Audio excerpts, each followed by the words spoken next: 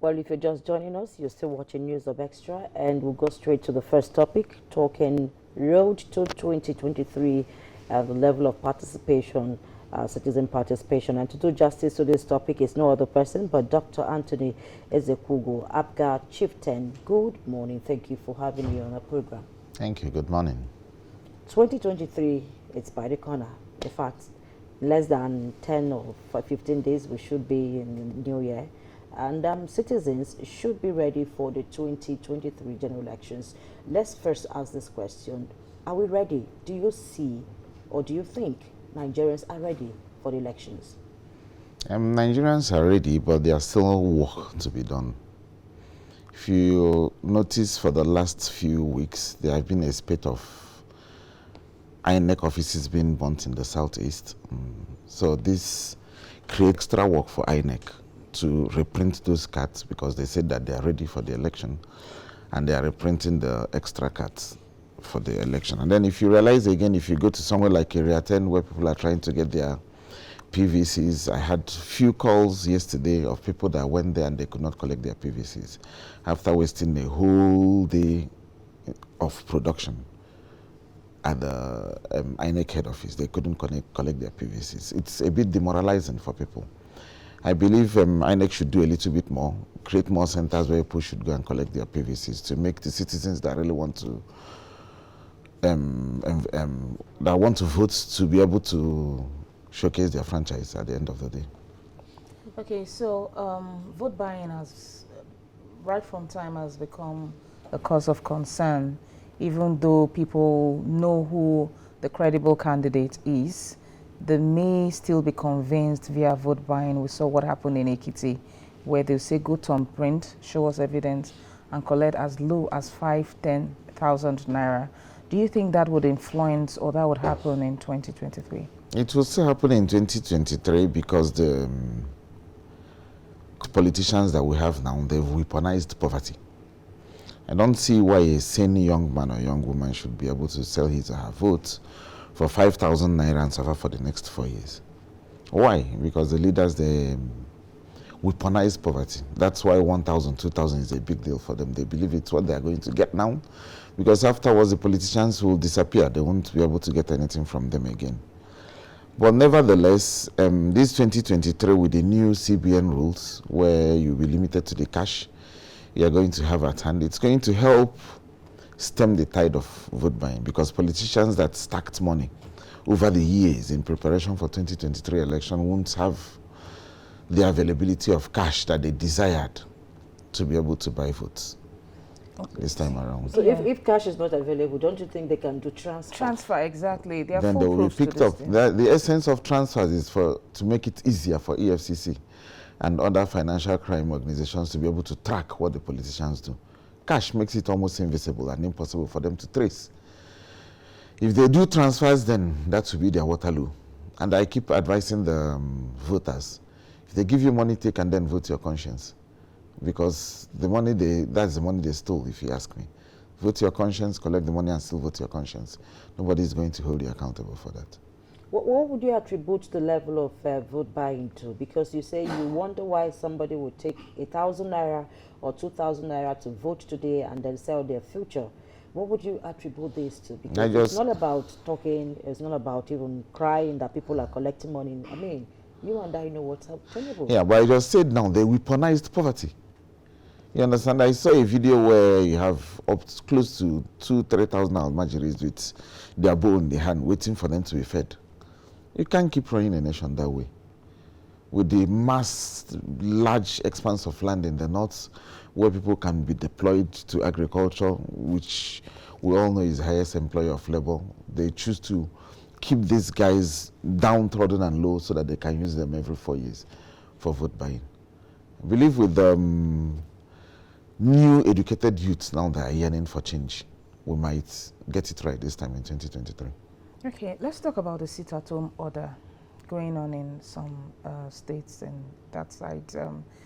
Recently, diaspora, they sat concerning this sit-at-home, and it looks like it is not going to stop any moment. Do you think that may influence the vote, especially in those places where sit-at-home thrives? Do you think it will have negative influence, or how well do you think it's going to influence?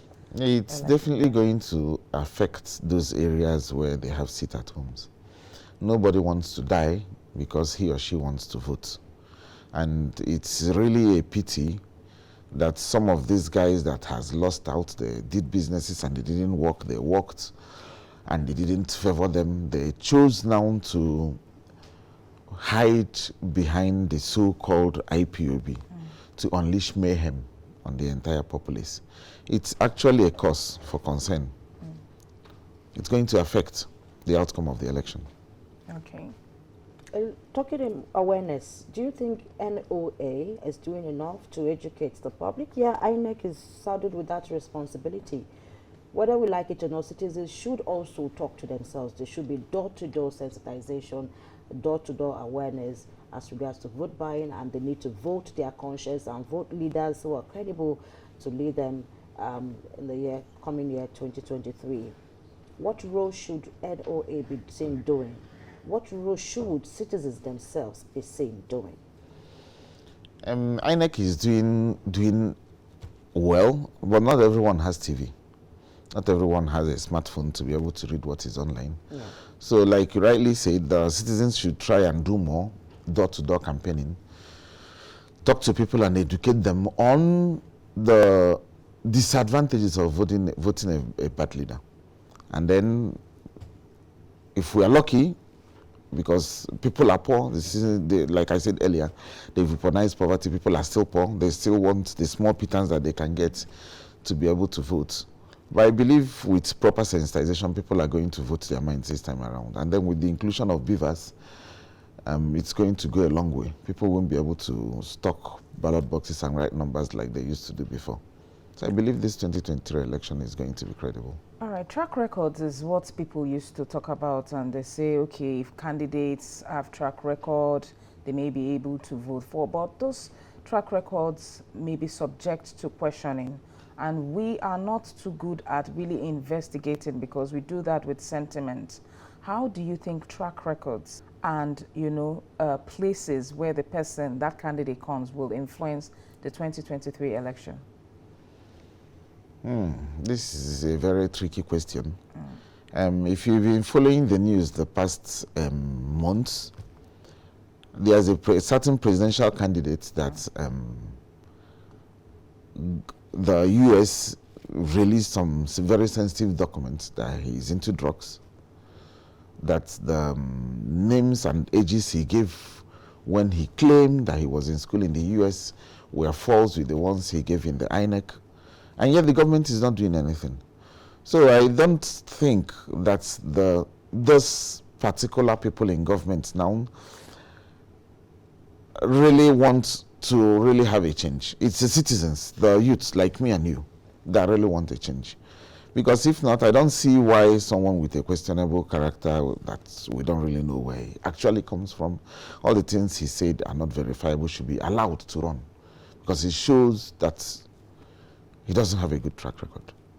And then for some of them that really has proven themselves with the track record of where they worked and how they governed when they governed, this is the time for the youth to really make a change. Because it's really a pity that we can't keep our heads high when we travel out of the country. We can't bring out the green passport and be proud that we are all Nigerians. I still pledge and endeavor the youths to really come out this time around.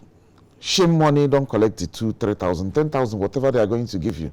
Let's get it right. We might suffer for a year, 2 or 3, and then the country will be reset so that whoever comes in will be able to continue on a good note instead of continuing on what we have presently, which is really, really, really very bad. The track record should be one of the biggest criteria. If you ask me, the biggest criteria is what have you done in the past? Forget about what you said you are going to do now. When you had the opportunity of doing something, what did you do? You didn't really do much. And now you want to talk again. Talking is cheap. When they have the opportunity to make changes, we want to see what they did when they had those opportunities. And some of these people that are coming back to rule us again had very, very, very bad track records.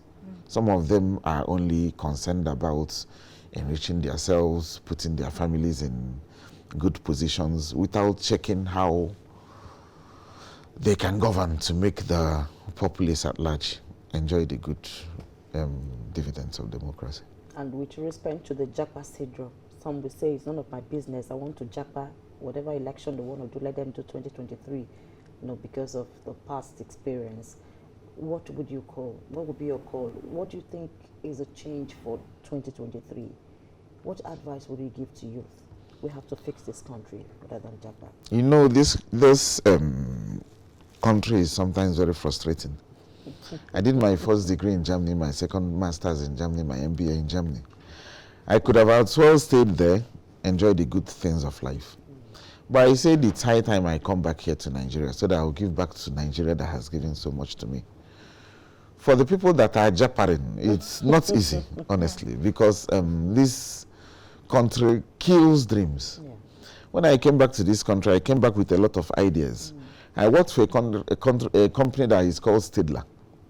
When I was in Germany, I was the key account manager for the whole of Africa. They do pencil, pen, marker, highlighter, eraser. Oh, it's like Mercedes of writing instruments. Wanted to build a factory here in Nigeria. And I don't want to call names, but the minister in time was asking, what is in it for me? A country of more than 200 million, we don't have a pencil making factory. Wooden cased pencil making factory in the whole Nigeria. We import basically everything. And they come here and pick up the raw materials and travel abroad and do it. We researched after the market feasibility and market study that Nigeria has all it takes to produce all the stuffs. So they said, okay, we're going to have a hub in Nigeria to take care of West Africa. But the bad governance killed it.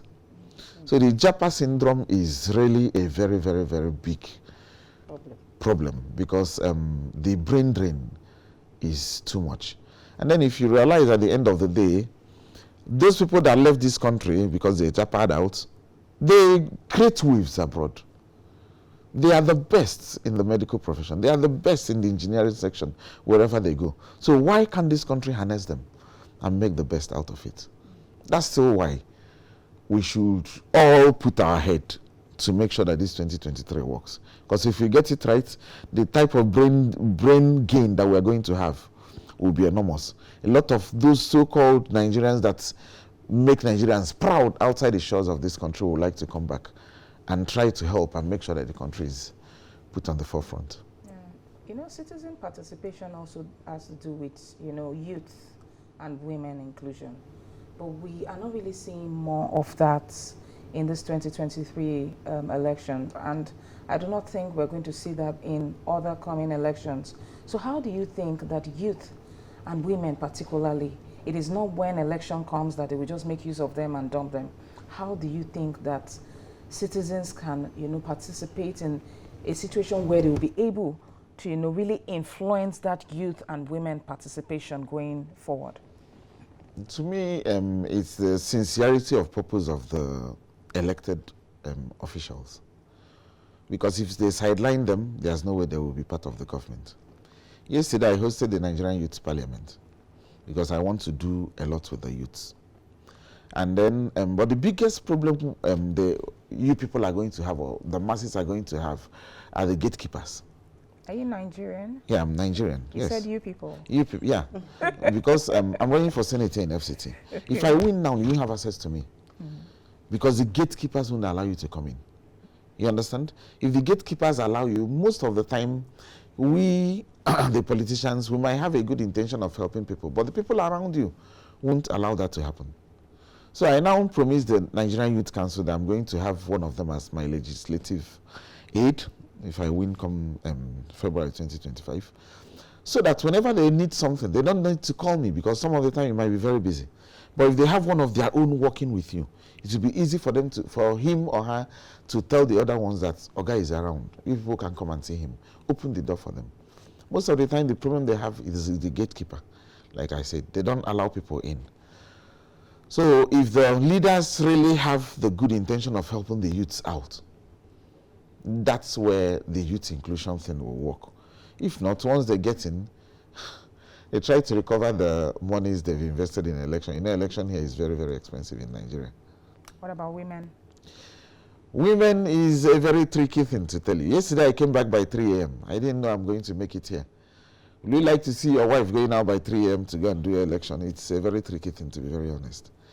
Yes, we want to have women in, they say 35% of women should be in governance. But it's a very tricky thing. We want to go beyond 35, 55.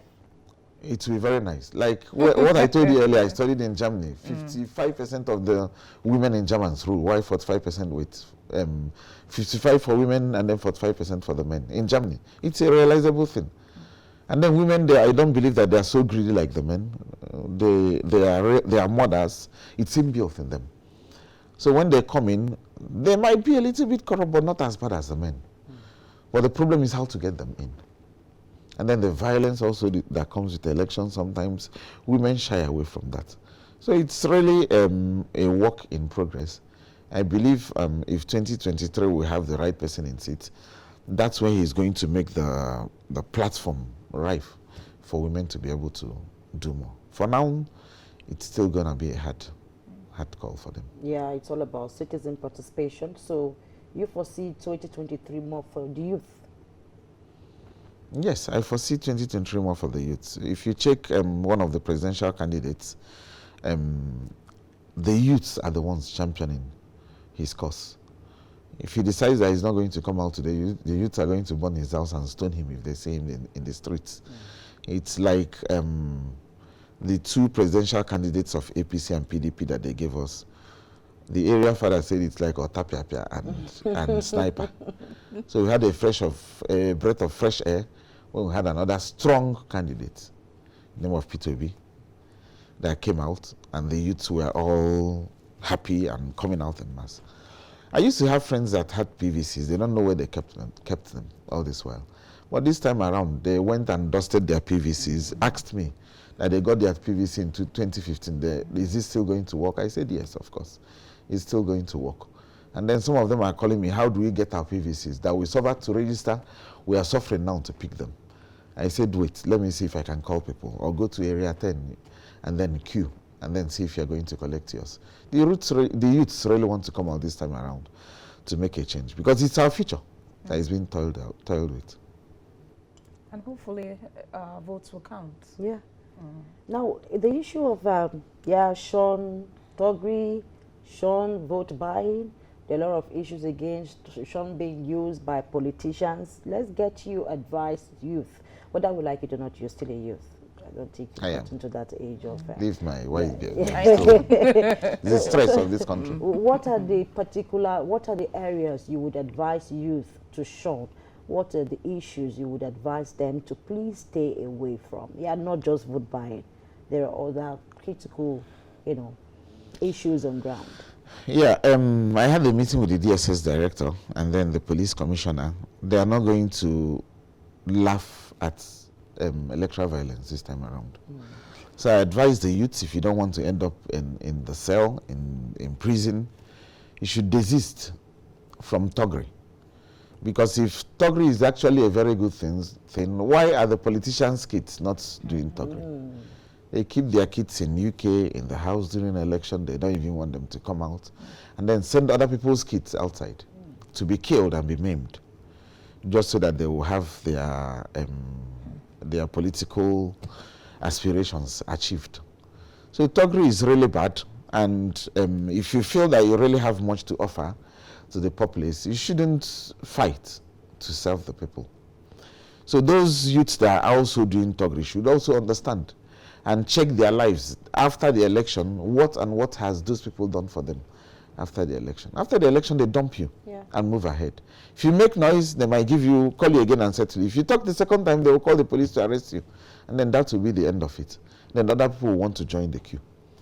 But if you push out the bad politicians this time around, I believe thuggery will start fading away and start being a thing of the past. So that'll be it.